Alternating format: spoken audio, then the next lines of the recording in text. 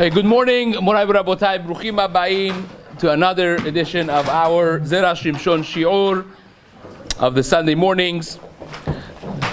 Shiur should be for the zchut, as the Zera Shimshon himself writes in his Hakdama, of Zera Shel Kayama, for all those who need Zera Shel Kayama, specifically for Eldad ben Yaakov, Bracha bat Marcel Dina, Benyamin ben Reuben, Devorah bat Rachel, and all the other ones who are waiting for Zera Shel Kayama. Hashem should bless them with Zera Shel Kayama. Amen. Amen. All those who need Shidduchim, which he also mentions there, Bezrat Hashem, should be a zchut for them to find their zivug bimhera. Amen. Amen. Today's learning has also been sponsored for the Hatzlacha of all Chayei Yisrael in the current situation, specifically the soldiers Eliasaf ben Shoshana, Ori ben Shoshana, Adriel Chaim ben Rachel Michel, and for the Aliyat Neshama of those fallen soldiers, specifically Aliyat Neshama of Michael ben Meir, Ruach Hashem tenihenu began Eden. Amen.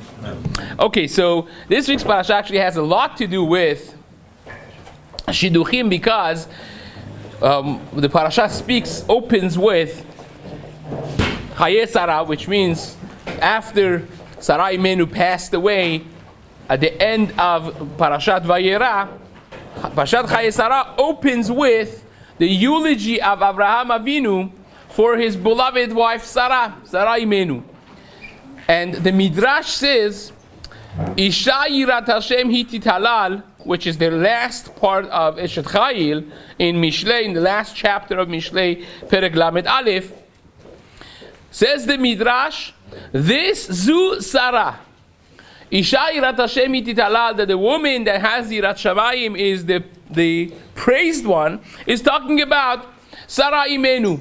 Indeed, he does not bring it Zera Shimshon over here, but the Midrash says in Tanchuma Dalit that Avraham Avinu, in his eulogy for Sarah, he went through all the parts of Eshet Chayil, all the psukim of Eshet Chayil, Mi'imtza, Vrachot Bipeninim, Michra, Batach Ba Leba'ala, all of those amazing things that are mentioned in Eshet Chayil are the things that Avraham Avinu said in the Hesped, in the eulogy that he said for Sarah Imenu. Hence, it is of course important to go through Eshet Chayil to learn about Sarah Imenu. And that's exactly what he does.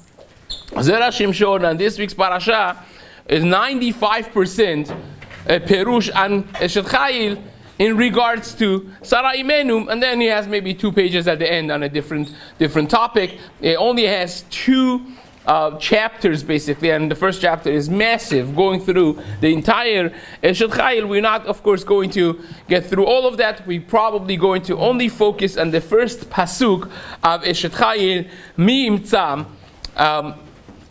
and says the Nefesh, says the Zera Shimshon, Zu Sarah, because it says Ba'ala nit'ater ba, she was like a crown on the head of Avraham Avinu, uberuach hakodesh sheba. We all know that Avraham Avinu was tafel to Sarah Imenu in ruach hakodesh. She had a higher level of ruach hakodesh from even Avraham Avinu. How do we know that? Because there was a dispute, a major dispute between Avraham Avinu and Sarah, and HaKadosh Baruch Hu took sides. This is the one of the first feminist moves of the Torah. The Torah says, Kol asher tomar elecha Sarah shema bekolah. Whatever Sarah tells you, shema bekolah, which Malbim writes, bekolah means when it's benevuah. Versus Malbim differentiates in this, and Adam HaRishon that says, sheshamata lekol ishtecha. That's leko bekolah means when it is beruach hakodesh, it's an indication of nevuah. So you see that the nevuah of the level of Ruach HaKodesh of Sarah Imenu was even higher than Avraham Avinu. And now he's coming to eulogize her. So says the Zera Shimshon, because of this Midrash, Nefar Lichvodah, in the honor of Sarah Imenu, Nefaresh Kol Parashat Eshet Chayil. We're going to go through all of Eshet Chayil. ואחר כך נבוא לביאור הפרשה. Fine.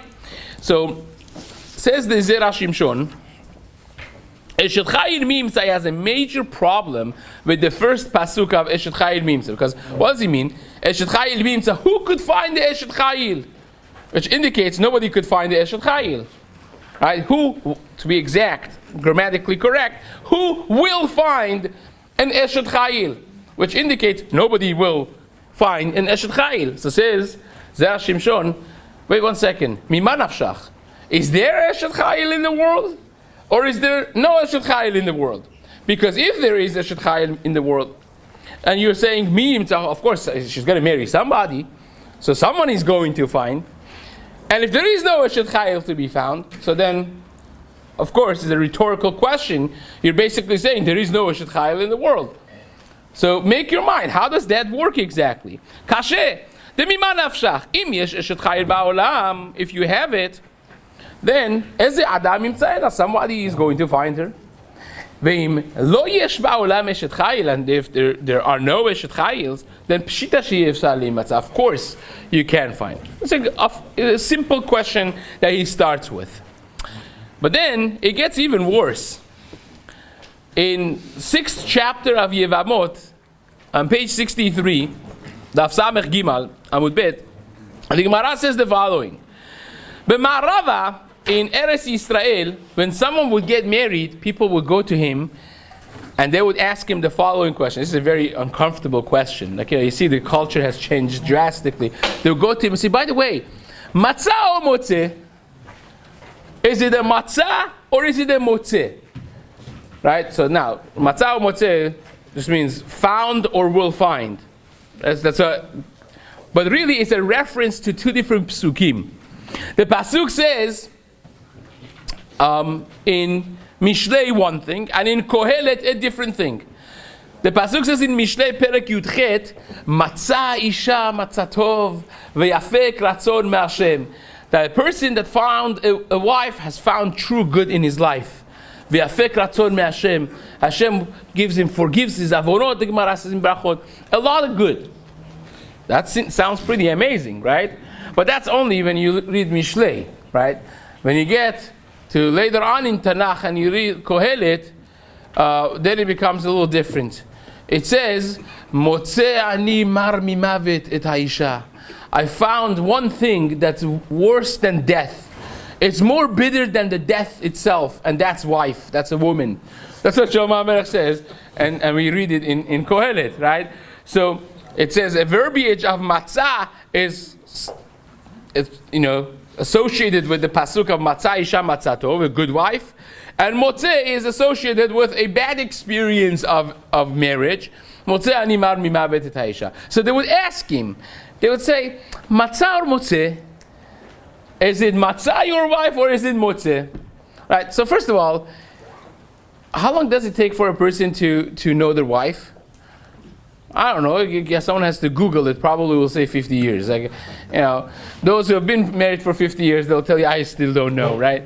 So it's like, how are you going to? Then day after marriage, you go to him and you say matzah or motzeh. What kind of question is that? That's first of all. Secondly, mima nafshach. If he found a good wife, so then he found a good wife. So what's the point that you're asking? And if the point of question is that you're giving him two options, that maybe his wife is not good, that's like body shaming. What is he going to do about it? Right? What is he going to do? Well, you're coming to give him nechama and you're messiah him more. Right? You're reminding him that it's a question, maybe your wife is not so good. And if it's not so good, what is he going to say? Right? I never forget when I was very young, one of my friends was complaining to me about his wife, and he was going on and on. I'm a good listener, so he was going for a good 15-20 minutes. Like, you would think that this is like the great grandmother of Vashti, right? Mamash. Like at the end when he was done, I wanted to ask, why did you marry her? Of course I didn't say that. So I was like, okay, I hear. And he looks at me and said, what do you mean you hear? I didn't come here for you to tell me to divorce my wife. I'm like, what do you want from my life? Like, you have problems with it. It's like unsolvable issues that go to a therapist. But that's the issue. You asking him, matzah or motzeh, and what do you expect him to say exactly? What's the point of the ma'arava? And that's the question of Zera Shimshon. What's the benefit of asking this question? What do you want? If it's a good wife, he doesn't need you, so she's good. But chas v'shalom, God forbid, if she's bad, then what do you want him to do? You're asking him a question the day after his wedding. Is that a nechama? You're hurting him, right? Or not devarim, right? Actually, the Gemara says in Masechet Ketuvot, it's Machloket Bet Hillel and Bet Shammai. Imagine somebody went through the Genesis book of records of ugly people, and he married her, right? And you go to the wedding, you're invited to the wedding. What do you say? Can you say, Kala na'ava chasuda, what a beautiful wife? So Bet Shammai say, no, you can't say that because she's ugly, right? And Bet Hillel say, no, you go there, he likes her. So you go, you say, Kala na'ava chasuda, a beautiful, amazing, wonderful wife, right? So what exactly is happening over here is the question of Zera Shimshon. It's a very valid question. So he says that I don't have this question. Now, I want to mention that what Zera Shimshon says is almost identically mentioned also in Khatam Sofer. Khatam Sofer writes this in the name of his Rebbe. But nevertheless, says the Zera Shimshon, I understand the Gemara completely differently. This is not after the marriage. This is before the marriage. Before he decides to get engaged to this girl, we ask him the following. We tell him when he comes to get engaged, we ask him, is it matzah or motzeh? And what does that mean, matzah or motzeh? Says the Zera Shimshon, kavanatam hayta lish'ol le'oto chatan, the point of the question is, did you daven for this woman, or did it come to you automatically? Because he understands that if it's something that you had to daven and you had to push the system of HaKadosh Baruch Hu to make it happen, then it's not necessarily a good thing, right? I'll explain this in just a moment. But it becomes a little bit very interesting. It's one of the most interesting topics, but it's a little complicated. You have to keep your mind on all the chazals and pieces of Gemara that have been mentioned in different parts of Shas. So I'll mention a few. One issue that I have, I'll just put this in parentheses with the Zera Shimshon, which I don't have a good answer for, is to me it seems that Zera Shimshon stands in sharp contrast to the Gemara. The Gemara says in Masechet Brachot Daf Chet, on page 8, Daf Chet Amud Aleph, Gemara says a pasuk in Tehillim, in Perek Lamed Bet Pasuk Vav, that the pasuk there says, Al zot yitpalel kol chasid le'et meso. On this, every chasid, every righteous man should be davening. And Gemara says, on what? And Gemara has different options. The very first option of the Gemara on what a person should always be davening is Amar Rabbi Chalina zu isha. You want to know what you should be davening for all the time? To find a good wife. Shenemar, as it says, and it brings the pasuk in Mishlei Yudchet that we mentioned earlier, Matzah isha, matzah tov ve'yafat ratzon mi Hashem. Right? You should daven to find a good spouse, a good wife.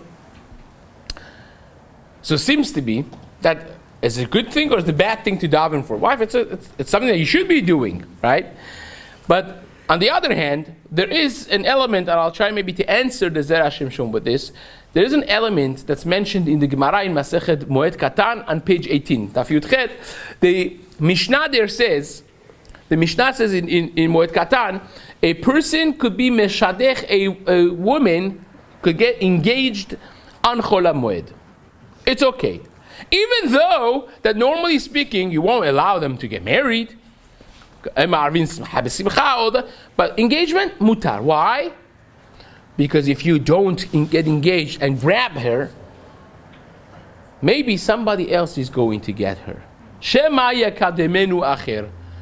Maybe if you found a good wife, grab it, right? Grab the opportunity, get engaged right away, right? Secure the marriage, and then you get married after Chol HaMoed, after the Moed. But now, do it. The Gemara says, what do you mean that somebody else could get my wife if it's meant to be for me?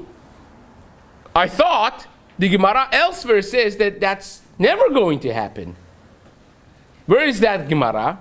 In the very first page of Masechet Sotah, Daf Bet Amud Aleph, the Gemara says, 40 yom kodem yetzirat havelat, 40 days before the child is born, they announce an official announcement in Shamayim. They say, Bat Peloni le Ploni. The daughter of so-and-so is going to marry so-and-so. It's already predetermined. Right? Predetermined. So you can't take someone else's designated spouse. That's what the Gemara asks in Moed Katan, page 18. Right? The Gemara says, correct. Usually it doesn't happen like that. But, Shema yekademenu acher berachami. With tefillah, maybe you could do it. Now, this is, to my knowledge, is a three-way machloket rishonim, a three-way dispute between the rishonim medievals, what exactly this means. According to much of them, we're talking about Rashi, the Rif on Yaakov, and the Ritba. According to some rishonim, it doesn't happen by itself, but if you daven hard, it will happen. It doesn't mean that's going to be a good shidduch. You're going to have trouble. There's going to be shalom bayit issues later on down the road. According to Rashi, even that's not going to happen. Shema Rachamim means you daven and say, if this woman, I can't marry her, she should die. Or I should die and not see her get married to someone else. I want her so badly that I can't witness somebody else marrying her. So that tefillah may work, but actually making it work in a wedding, in a marriage, it's not going to work. Right? So each one of the Rishonim understands that Gemara, but you understand that davening for a specific woman, it's not necessarily a good thing. And the Gemara even brings the story of Rava. Rava, one of the Amoraim, sees this guy that is like crying in his tefillah, is, every day davening for 5 hours, and he's saying, Hashem, I want this girl, right? A specific girl. And Rava waits there, he finishes tefillah, he says, Torah, don't daven like this, right? Please don't daven like. Why? Because if it's for you, it's not going to go away from you. And if it's not for you, kafarta bah or kafarta b'Hashem. You are going to hate her, or you're going to deny Hashem because you're not going to get her if it's not for you. And then you say, I davened so much and it didn't happen. Right? So the Gemara seems to indicate that the tefillah of this sort is not a positive tefillah. If I would want to add a little bit to this, I would say that probably is the difference. This is in the pathway that the Zera Shimshon and the Khatam Sofer learn. You could even say that it's very meduyak in the pasuk, because the pasuk says, "Matzah isha, matzah tov." Right? If it's isha, there's no specific one. Akash Baruch Hu brought her to me. It's matzah isha, matzah. But motze ani mar mimavet et ha'isha. Grammatically, what does that mean? The woman. If it's the woman, you're davening for this one. I only want this one. I only want this one. And you're davening like that, that may not end up so good. Right? That may not end up so good. And says the Zera Shimshon the following. Now, I want to tell you an insight of myself later on, but let's first go through this Zera Shimshon and try to have like a clear take-home message, Be'ezrat Hashem, together. So it says, if you're going out with a girl, let's say, are you let a dog in that this should work out? If it's meant to be, right? So we should never dog for a specific girl. So you're asking a very important question. I'm going out. Let's say somebody's going out with a lady and he likes her, so you shouldn't dog in that. If it's meant to be. It should work if it's meant to be. Now, I will tell you something that this is really a massive can of worms. but you asked for it, so maybe we should just talk about this the rest of this year. There's a very strange tshuva from the Rambam. This is the Rambam, right? It's not like one of the Acharim. Rambam writes in a letter that he wrote to Rabbi Ovadiah Ger. He was a Ger Tzedek. He was a Yisraeli that became a Ger Tzedek, and he wrote 3 questions to the Rambam. We don't have all the back and forth, but we do have the letter of the Rambam to him. The backdrop of the letter is that his rabbi, this Ger Tzedek's rabbi, had a bloody machloket with him, and he called him names, and he basically told him he's a fool. One of the questions that he had, that there was a debate between him and his rabbi, was a very philosophical question. He said, based on the Gemara says, Hakol bidei shamayim, chutz mirat shamayim. Everything is controlled by heaven, by Hashem, aside from yirat shamayim. Yirat shamayim means you get to do the mitzvot. That is in your hand. The rest of the things, what happens, is in the hand of HaKadosh Baruch Hu. So says Rabbi Ovadiah Ger to his rabbi, he says, well, marriage is the ultimate Yirat Shamayim, because who you marry has a lot to do with your Yirat Shamayim, right? Shlomo Melech, who was the wisest man, he married Bat Paro and went down, right? He too had levavo. His wives tricked him, fooled the smartest man, and everything spiraled downward, and it caused him his malchut. His kingship was taken away, ripped away from him because of his wives. So, and the Midrash says you marry a good woman, it's tremendous. The Midrash says a couple, the tzaddik, they could have children, so they got divorced after 10 years, and both of them married someone that was not frum, right? So the woman who married the non-frum man, the man became frum. Right? But the man who married the non-frum, he became non-frum. The woman could control a whole lot. It's a real power, right? Chachmot nashim, banta betah, ve'ivelet, be'adeh tarsena. The pasuk says a wise woman could really build a house, and a not so wise woman could destroy it. Deliberately destroy. So therefore, he said that it should be my bechira, who I marry. It's not predetermined. And his rabbi trashed him, really called him names, and Rambam very strongly takes this person's side, and he calls his rabbi names. He says he doesn't know anything, he doesn't know what he's talking about, he should be sensitive how he talks to you, and so on and so forth. And he says, for sure, it's in your hand. Now this Rambam seems to stand in contrast with the Gemara that we just mentioned, in Masechet Moikatan Daf Yudchet. Now there are other issues with the Rambam also, which the Tashbetz, one of the Rishonim in Algeria, he asks in the first Teshuvah, the second volume of his Teshuvot. But this question he does not ask, which is very surprising. It's a big question. Why can't we just say it's Zivuk Sheni? Zivuk Sheni, it's not. Well, the Tosfot asked that question. In other words, let me explain what he says. This is became a yeshiva discussion. The Gemara. What are singles supposed to think? Are we supposed to believe that there's somebody set from me right now, or am I supposed to? No, I believe a person should go through life thinking that they have to make the best decision. And I'll even give you a Meiri, which is very important. The Meiri writes. So Meiri is one of the great Rishonim, right? The Meiri writes. He said, Bashert is there until you're Bar Bat Mitzvah, right? Because you haven't messed with your Bashert, right? Hashem has chosen a person for you, and that's based on what's best for you. But if you already became a Bar Bat Mitzvah, and you made choices in your life, the choices which changed you and your process of life, right? Then it's in your hand. So if you get married early, that's Bashert.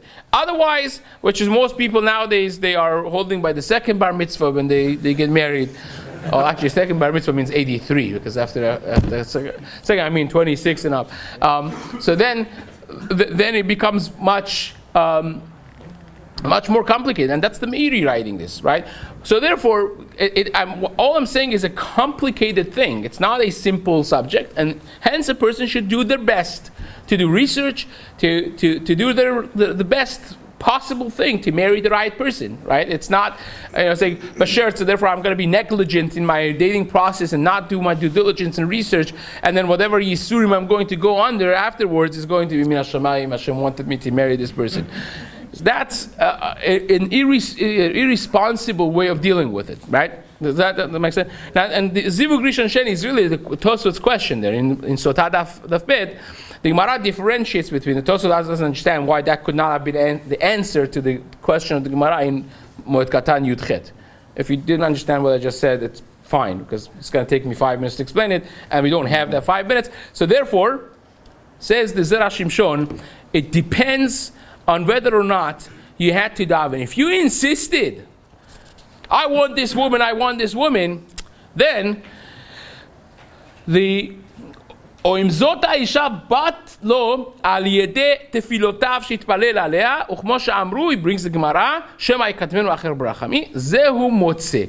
That is motzeh. That's not necessarily going to end well, right? It could end up in a bitter ending, right? V'az en zivugo le'yafeh.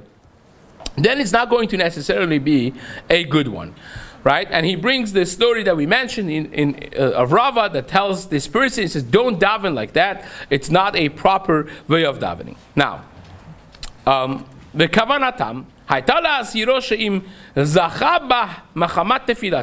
if you are only marrying this wife because you stormed the heavens to marry this specific woman, and she happens to not be your bat zug, she's not bat mazal, then shema to'ilo lirot siman yafe bezivugo, yitchazek nami betfilato, shema to'ilo lirot siman yafe bezivugo. Maybe the tefillah is going to work, then you will see a siman yafe, right?